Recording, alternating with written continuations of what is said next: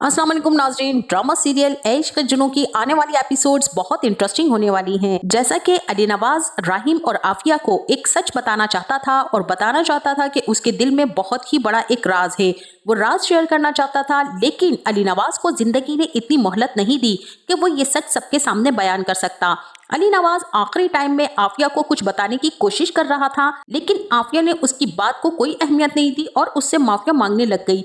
इतनी देर में अली नवाज को हार्ट अटैक आ गया और वो मौके पर ही दम तोड़ गया। अली नवाज असल में अपनी बीवी और बेटे को ये बताना चाहता था कि उसने छुपकर एक शादी कर रखी थी, लेकिन राहिम की पैदाइश पर उसकी मां दम तोड़ गई थी और मजबूरन इतने नौमौलूद बच्चे को ना संभालने की वजह से अली नवाज ने राहिम को ऑर्फेंज भेज दिया था। और आफिया से शादी करने के बाद जब काफी अरसे तक उसके यहाँ भी औलाद नहीं हुई तो वो राहिम को अपने पास ले आया।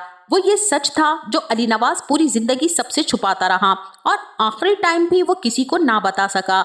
अली नवाज ने फारूक को एक फाइल दी थी जिसके अंदर जायदाद का सारा हकदार सिर्फ और सिर्फ राहिम अली नवाज और उसकी बीवी ऐमन अली नवाज है। शहरोज को अपनी जायदाद से अली नवाज ने आग कर दिया था, क्योंकि शहरोज इस काबिल नहीं था, वो कुछ भी डिजर्व नहीं करता था। इसलिए शहरोज को जब इस बात का पता चलेगा कि उसका बाप इस दुनिया से जा चुका है तो वो बहुत ही खुश हो जाएगा, क्योंकि अब वो अपने आप को आजाद समझेगा और जो मनमानी चाहे कर सकेगा और वो यही सोचेगा अब मैं जो चाहे कर सकता हूँ। लेकिन शहरोज को इस बात का इल्म नहीं होगा कि वो बिल्कुल खाली हाथ रह गया है, क्योंकि अली नवाज ने सारी की सारी प्रॉपर्टी राहिम अली नवाज के नाम कर दी है और आफिया ऐमन के पास आएगी और उससे हाथ जोड़कर माफिया मांगेगी और आफिया ऐमन से कहेगी कि मुझे माफ कर दो, मैंने अपने बेटे को बचाने के लिए तुम पर बहुत ही गलत और घटिया किस्म के इल्जामात लगाए, हत्ता कि तुम्हें मारने की कोशिशें करती रही और नाकाम रही। मुझे तुम्हारे साथ ये सब कुछ नहीं करना चाहिए था। मैंने तुम्हारी जिंदगी बर्बाद करने की हत्तुल इम्कान कोशिशें की और खुदा ने मेरी ही जिंदगी बर्बाद कर दी और मैं अब बिल्कुल अकेली रह गई हूँ, तुम मुझे माफ कर दो। ऐमन कहेगी कि आंटी आपने इतना कसूर मान लिया है तो मुझे इससे ज्यादा आपसे कुछ भी नहीं चाहिए। और वही दूसरी तरफ राहिम मुसलसल यही सोच रहा है कि उसके बाप की मौत सिर्फ और सिर्फ उसी की वजह से हुई है। अगर वो ये सच अपने बाप को ना बताता तो आज वो जिंदा होते। ऐमन राहिम को बार बार यही समझाने की कोशिश करेगी कि आपका इस सब में कोई कसूर नहीं है, अंकल की मौत जितनी लिखी थी वो आ गई, आपकी वजह से कुछ भी नहीं हुआ है, आप अपने आप को कसूरवार मत समझें।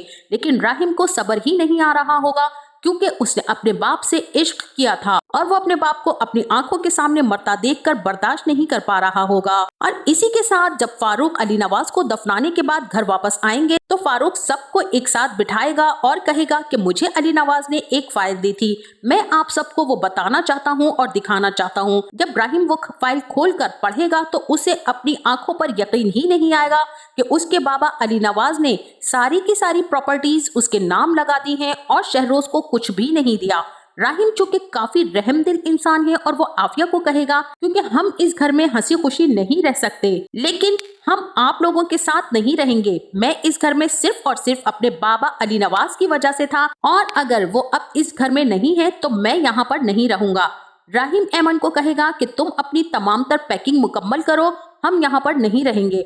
आफिया राहिम को काफी ज्यादा मनाने की कोशिश करेगी और कहेगी कि मैं सब कुछ बेहतर कर दूंगी और पहले जैसा सब कुछ हो जाएगा, लेकिन खुदा के लिए तुम इस घर से मत जाओ। तो नाज़रीन, आपका इस ड्रामे के बारे में क्या ख्याल है? क्या राहिम शहरोज और आफिया को माफ कर देगा या क्या उन्हें सजा दिलवाएगा? हमें अपनी कीमती राय से जरूर आगाह कीजिएगा। जाते जाते वीडियो को लाइक और चैनल को सब्सक्राइब करना ना भूलिएगा। अपना बहुत सा ख्याल रखिएगा। मिलते हैं नेक्स्ट वीडियो में, तब तक के लिए अल्लाह हाफिज।